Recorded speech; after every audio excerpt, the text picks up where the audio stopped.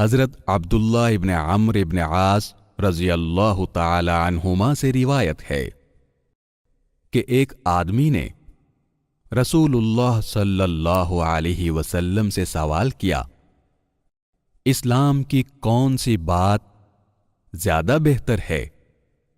آپ صلی اللہ علیہ وسلم نے ارشاد فرمایا، تم کھانا کھلاؤ اور ہر شخص کو سلام کہو، چاہے تم اسے پہچانو یا نہ پہچانو۔